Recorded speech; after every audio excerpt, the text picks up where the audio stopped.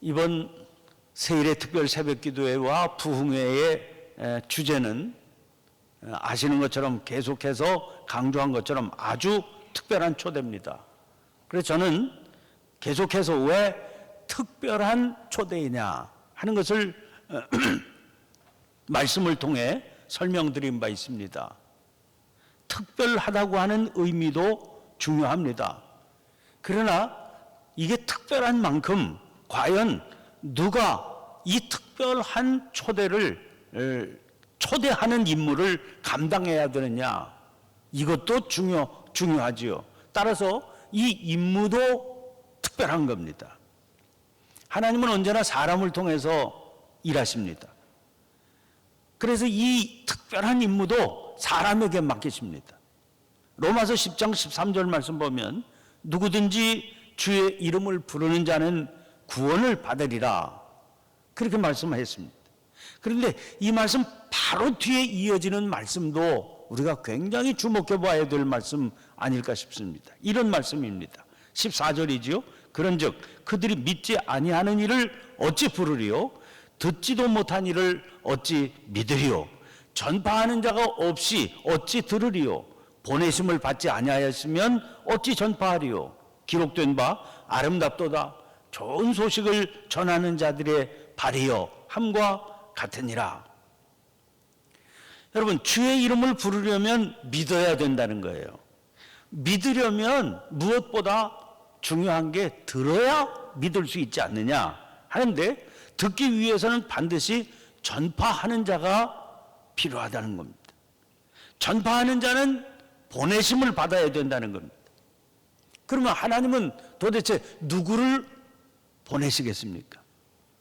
마태복음 28장 16절부터 20절까지 말씀 보면 11 제자가 갈릴리에 가서 예수께서 지시하신 산에 이르러 예수를 배웁고 경배하나 아직도 의심하는 사람들이 있더라.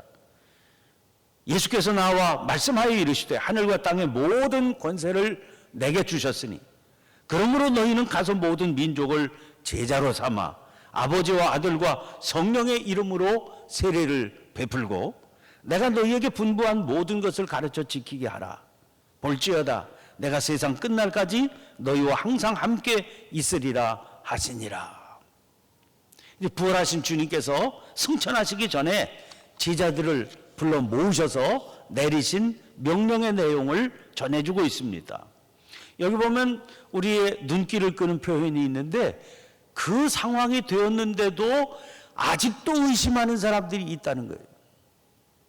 11 제자는 예수님께서 십자가 지실 때 지리멸렬 도망치고 부인했던 이들 아닙니까? 부활하신 주님께서는 그들에게 다시 나타나셔서 그들을 믿음의 삶으로 불러주신 거지요. 그랬는데도 불구하고 아직도 의심하는 사람들이 있었다는 겁니다. 그러니까 참 많이 부족한 거죠, 사람이.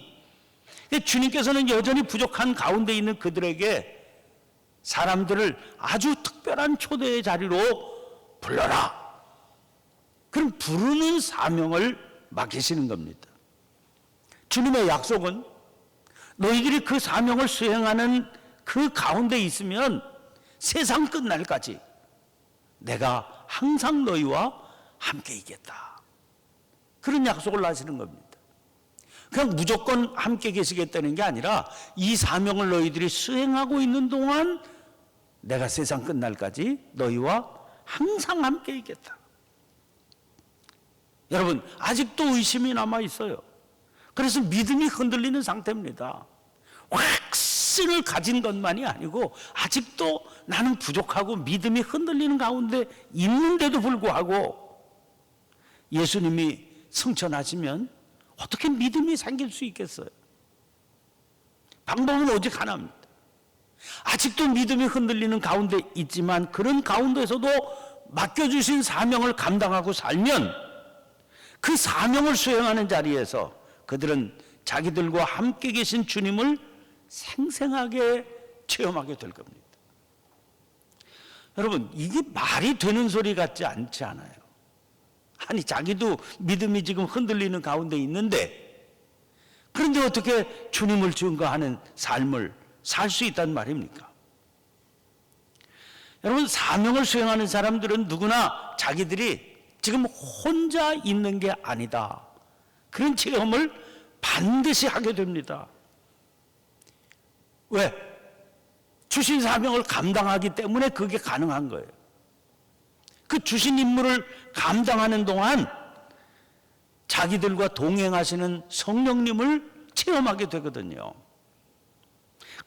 그래서 누군가에게 믿음의 삶을 전하면, 자기도 흔들리는 가운데 있지만 전하면, 그 전하는 과정을 통해서 자기들의 믿음이 자라가게 되는 그런 체험을 하게 되는 겁니다.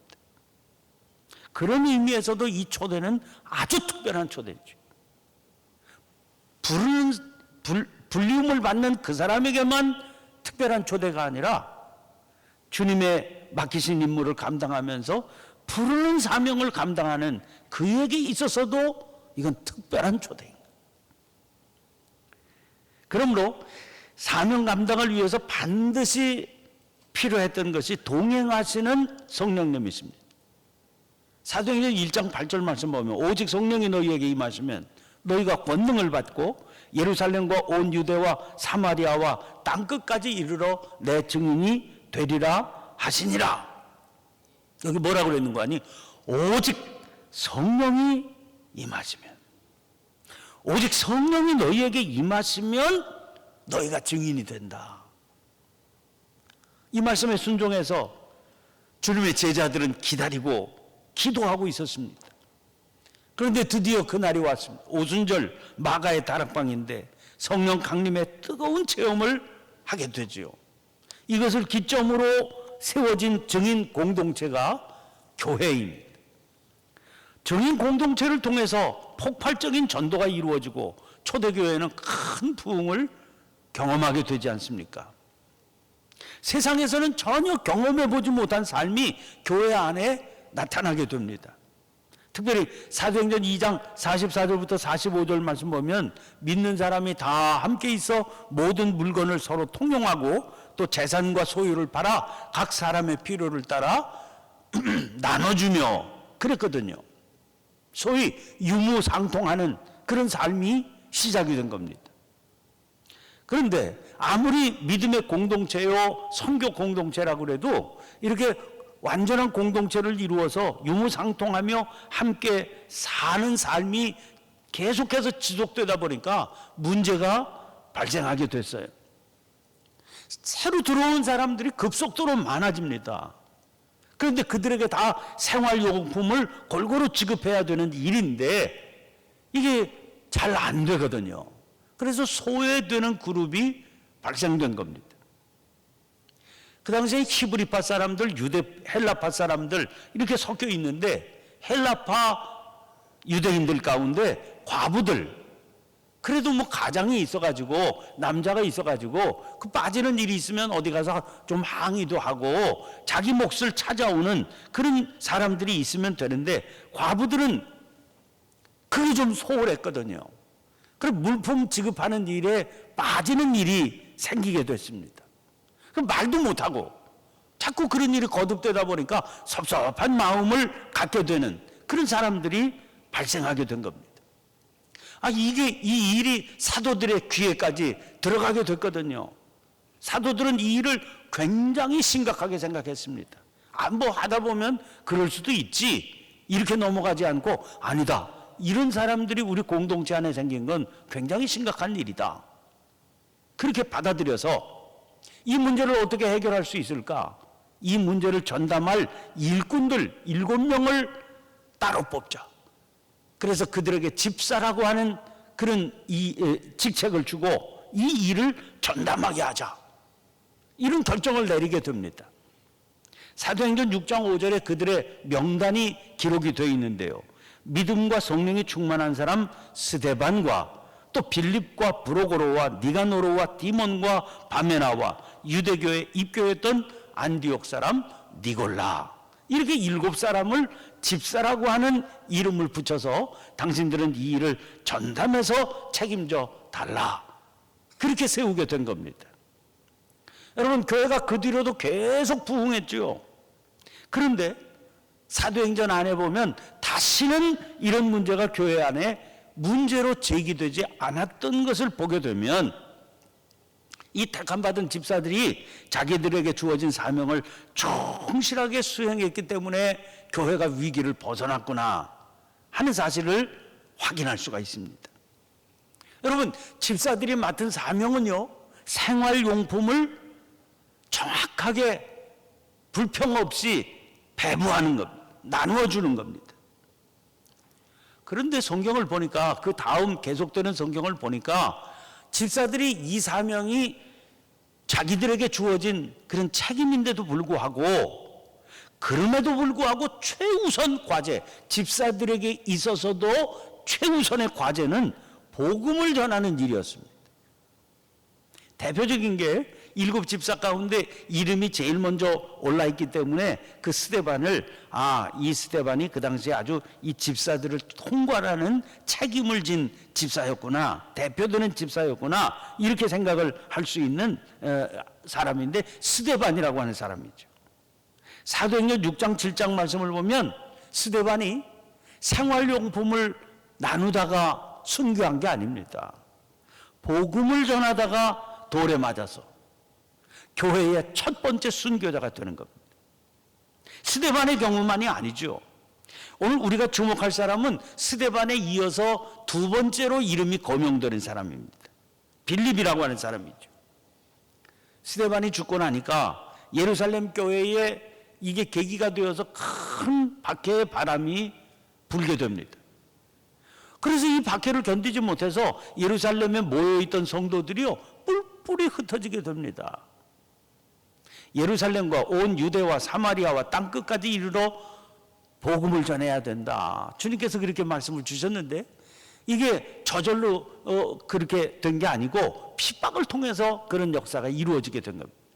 예루살렘에 똘똘 뭉쳐있던 상태인데 예루살렘 교회에 견딜 수 없는 큰 핍박이 불어닥치니까 이 핍박을 피해서 사람들이 사방으로 흩어지게 되는 거죠. 빌립이 피신한 곳은 사마리아 성입니다. 여러분, 그 핍박을 피해서 도망친 겁니다. 그 피신을 하기는 했지만, 그러나 빌립은 거기 가만히 숨죽여서 숨어 있을 수가 없는 겁니다. 왜? 가장 중요한 사명이 복음을 전하는 사명인 걸 알고 있기 때문이죠. 그래서 8장 5절을 보면 빌립이 사마리아 성에 내려가 그리스도를 백성에게 전파하니, 전파하려고 그리로 간 게 아니에요. 피해서 간 겁니다. 피해서 갔지만 피해서 간 그 자리에서도 복음을 전하는 겁니다.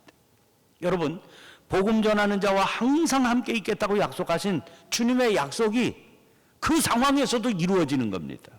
그래서 거기 사마리아 성에 큰 기사와 이적이 나타났습니다. 큰 부흥이 일어나게 됐습니다. 그래서 결국은 급기야 예루살렘의 그 핍박 가운데도 남아있던 예루살렘 교회를 지키고 있던 사도들에게까지 이 소식이 전해지게 됩니다. 세상에 사마리아가 어떤 데입니까? 불신앙의 대명사인 그 고장인데 거기서도 주님께서 이런 부흥을 일으키셨다. 그 소식을 듣게 되어서 결국 사도들이 사마리아를 방문하게 됩니다. 그리고 사마리아에 있는 교인들에게 안수하고 기도하니까 거기에도 성령께서 놀랍게 임하시는 그런 역사가 나타나게 됩니다. 자, 여러분, 오늘 우리가 함께 읽은 본문 말씀은 바로 그 사건에 이어지는 장면입니다. 사마리아는 이스라엘에게 주어진 하나님의 축복의 언약에서 버림받고 소외되었던 곳 아닙니까? 거기 큰 부흥이 일어났으니 이거 얼마나 대단한 일입니까? 그런데 영적으로는 아직도 무지몽매한 가운데 있거든요. 그래서 그 사마리아 성에 있는 마술사 시몬이 돈을 갖다 바치고 성령의 권능을 사려고 하는 그런 어처구니 없는 일까지도 생기는 그런 상황이었습니다.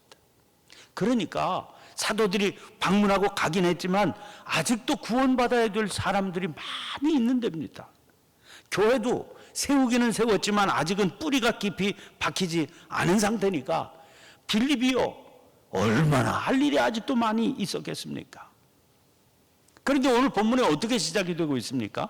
26절 보면 주의 사자가 빌립에게 말하여 이르되 일어나서 남쪽으로 향하여 예루살렘에서 가사로 내려가는 길까지 가라 하니 그 길은 광야라 그랬습니다. 공동번역으로 그 길은 광야라, 이 구절을 어떻게 번역했는가 하니 그 길은 인적이 없는 길이다, 이렇게 번역했어요. 여러분, 복음은 사람에게 전하는 겁니다. 그래서 한참 부흥하고 있는 사마리아에 복음을 들어야 될 사람들이 지천 아닙니까? 그러니 여기가 일터지요. 반응까지도 좋아요. 그래서 복음을 전하기만 하면 막 열매가 막 맺히는 겁니다. 깜짝깜짝 놀랄 정도로 그렇게 선교적인 열매가 풍성하게 맺히고 있는 중인데요. 오늘 본문 앞에 25절을 보면 또 이런 구절이 나오거든요. 두 사도가 주의 말씀을 증언하여 말한 후 예루살렘으로 돌아갈새 사마리아인의 여러 마을에서 복음을 전하니라. 예루살렘 교회에서 파견된 두 사도가요, 사마리아 성에 그 부흥의 불길이 붙는 걸 보니까 놀랐거든요. 그래서 자기들의 그 방문, 그 목적을 다 달성한 뒤에도 예루살렘으로 다시 돌아갑니다. 돌아가는 도중에도 사마리아의 마을들이 있잖아요. 거기에서 그냥 가지 않고 복음을 막 전하면서 갔다는 겁니다. 지금 막 밭이 그냥 쫙 펼쳐져 있고 씨 뿌려야 될 밭들이 그냥 쫙 펼쳐져 있어요. 뿌리기만 하면 또 막 열매가 맺히는 겁니다. 아직도 사마리아에는 복음을 들어야 될 숱한 영혼들이 있었음을 알 수 있습니다. 그걸 보면 할 일이 태산같이 쌓여 있구나. 그러니까 이거 가지고도 아직 시간적인 여유가 전혀 없는 겁니다. 그런데 이 기가 막힌 타이밍에 주의 사자가 빌립에게 명령을 내리는 거예요. 예루살렘에서 가사까지 가는 그 길로 가라 그랬는데 거기는요, 인적이 없는 길이었다는 겁니다. 아니, 복음을 전하는 일이 이렇게 산지사방에 그냥 엄청난데 아니, 인적이 없는 길로 가라는 거예요. 그럼 도대체 이 말씀을 어떻게 받아들여야 되겠습니까? 그런데 이어지는 27절, 28절 말씀을 보면 시작이 이렇게 되어 있어요. 일어나 가서 보니. 일어나 가서 보니. 주의 사자가 말씀을 전해주니까 여기 무슨 뜻이 있겠구나. 그냥 무조건 일어나서 갔다는 거예요. 가서 보니까 에디오피아 사람 곧 에디오피아 여왕 간다게의 모든 국고를 맡은 관리인 내시가 예배하러 예루살렘에 왔다가 돌아가는데 수레를 타고 선지자 이사야의 글을 읽더라. 여러분, 빌립은요, 두말하지 않고 하나님의 사자에게 순종해서 일어났습니다. 그리고 갔던 거예요. 일단 일어나 가서 그 길에 서 보니까 그리로 가라 하신 주님의 명령이 금방 이해가 된 겁니다. 왜? 인적 없는 길에 수레가 하나 지나가고 있거든요. 저 사람 보니까 수레를 타고 가면서 이사야서를 읽고 있는 겁니다. 29절 30절 보세요. 성령이 빌립보더러 이르시되 이 수레로 가까이 나아가라 하시거늘 빌립이 달려가서, 성령께서 그에게 수레에 가까이 가라 하시니까 빌립이요, 그냥 가지 않고 달려갔다. 이 달려가는 그의 태도에 그의 마음이 담겨 있지 않습니까? 가서 보니까 수레에 탄 사람은 에디오피아 여왕 간닥의 모든 국고를 맡아서 관리하는 내시였습니다. 달려가서 수레에 탄 사람에게 빌립이 묻습니다. 읽는 것을 깨닫느냐? 알고 보니까 이 내시는요, 예루살렘 성전을 찾아가서 예배드리고 자기 나라로 돌아가는 길이었거든요. 예배는 드렸습니다. 지금 성경을 읽고 있습니다. 그러나 그에게 기쁨이 없어요. 왜? 말씀을 지도해 주는 사람을 만나지 못해서 깨닫지 못한 채로 읽고 있어서 이게 답답했던 겁니다. 그래서 하소연을 하는 거예요. 읽어도 무슨 말인지 알 수 없으니 나는 얼마나 답답한지 모르겠다. 자기의 속마음을 털어놓고 당신이 혹시 알고 있으면 이 내용을 깨닫게 해주기를 원한다. 엄청난 겁니다. 여러분, 결국 이 만남은 빌립이 세례받기 원하는 내시에게 세례를 베푸는 것으로 끝이 나게 됩니다. 그러나 이 만남은 선교 역사에 있어서 엄청난 결과로 발전해 나가게 되는 겁니다. 여러분, 이 내시 한 사람에게 복음을 전하는 것을 통해서 아프리카 대륙에 주님의 복음이 전해지는 거예요. 그래서 이 사마리아 한 동네에서 정신없이 복음을 전하던 빌립을 인적이 없는 길로 가라 하셔서 한 동네가 아니라 한 대륙을 품게 하신 거죠. 얼마나 놀라운 일이 일어나는 겁니까? 두 사람의 만남은 그것으로 끝납니다. 39절 40절 보시면 둘이 물에서 올라올 새 주의 영이 빌립을 이끌어간지라. 내시는 기쁘게 길을 가므로 그를 다시 보지 못하니라. 빌립은 아소도에 나타나 여러 성을 지나다니며 복음을 전하고 가이사랴에 이르리라. 세 번역으로 39절을 보면 이렇게 되어 있습니다. 그들이 물에서 올라오니 주님의 영이 빌립을 데리고 갔다. 그래서 내시는 그를 더 이상 볼 수 없었지만 기쁨에 차서 가던 길을 갔다.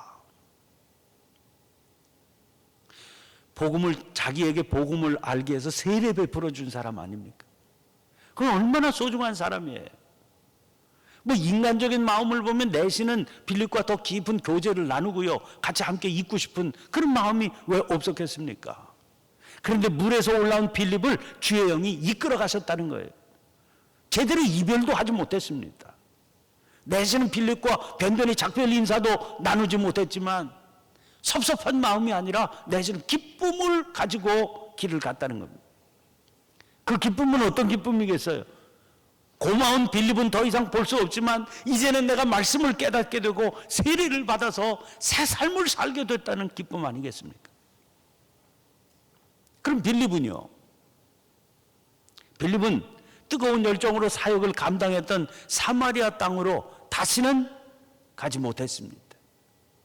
이 인간적인 정리에 대한 얘기가 아니라는 걸 알 수 있죠. 하나님께서 인도해 주시지 않았기 때문에 다시는 그 사마리아 땅 사역지로 가보지를 못합니다. 성령께서 그를 인도해서 아소도의 여러 성을 지나다니면서 복음을 전하게 하시고 결국 가이사랴에 이르게 하셨기 때문입니다. 자, 내시는 기쁜 마음으로 자기의 길, 자기의 집을 향해서 갔지만 빌립은 그러면 어땠을까요? 계속해서 성령의 인도함을 받아 낯선 곳으로 지나다니며 복음을 전하는 이 어려운 사명을 감당했던 빌립은 어땠을까요? 하는 겁니다. 성령께서 그를 인적이 없는 광야길로 인도하셨을 때 거기서 전혀 기대하지 못했던 부르심의 결과를 보았던 사람 아닙니까? 임무를 수행하는 자에게 세상 끝날까지 항상 함께 있겠다고 약속하신 주님이 정말 함께 하고 계시는구나 생생하게 체험했던 사람 아닙니까? 그래서 그 빌립 역시 인도하심을 따라 사는 삶에 대한 기대를 품게 되지 않았을까 싶은 마음이 드는 겁니다. 여러분, 우리는 누구나 아주 특별한 초대를 통해서 주님을 알게 된 사람입니다. 그 신앙이 모태신앙이었어도 그 특별한 초대는 마찬가지 아닙니까? 세상에 수없이 많은 사람들이 있는데 어떻게 어머니가, 아버지가 저렇게 신실한 믿음의 사람이 되게 하셔서 나를 믿음의 사람이 되게 했나? 삶의 여정에서 뜻밖의 복음을 듣게 되고 주님을 만나게 된 사람들 마찬가지죠. 특별한 초대 때문에 여기에 와 있는 것 아닙니까? 저도 생각해 보면 어떻게 그렇게 주님께서 지목하여 부르셔서 나를 특별한 초대의 자리에 부르셔서 이 자리에까지 오게 됐나 깜짝깜짝 놀랄 때가 있습니다. 여러분, 그렇게 나를 부르신 특별한 초대 가운데 나를 부르신 주님은 우리를 통해서 계속해서 아주 특별한 초대의 역사를 이어가고 싶어 하십니다. 그러면 지금 성령의 인도하심에 의해서 나로 말미암아 어떤 특별한 초대가 일어나고 있는지요. 이번 세일의 특별 새벽기도회와 부흥회를 통해서 우리가 그 역사 경험할 수 있게 되시길 바랍니다. 마음속에 간직하고 있는 그 이름 부르시면서 이 특별한 초대를 그가 경험하게 해주셔서 나도 특별한 경험을 하게 되고 그도 특별한 생명 탄생의 기쁨을 누리게 해주시옵소서. 간절히 기도하게 되시길 바랍니다. 내일 저녁부터 시작될 부흥회를 위해서 기도해 주시길 바랍니다.